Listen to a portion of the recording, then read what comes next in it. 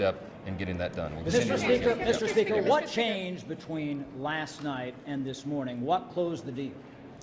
Look, we're in a deliberative body, and we did a lot of work leading up to this moment, of course, for many months.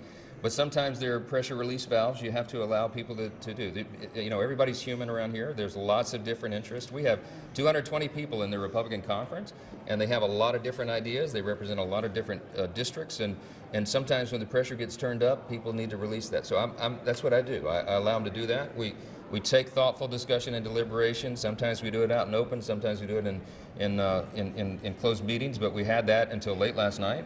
I did more of it this morning.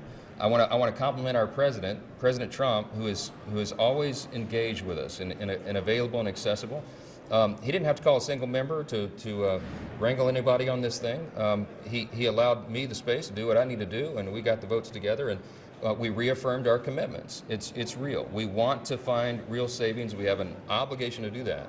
But we also have to protect these essential programs. We can and will do both, and you're going to see that in the next few weeks. Mr. Speaker. How do you ensure that this tug of war with hardliners doesn't derail the process in the next coming months? Look, everyone that you would describe as a hardliner, I mean, people who were in the room last night, are there in good faith. I mean, these are my closest friends, colleagues. I mean, all of us. We're one big team.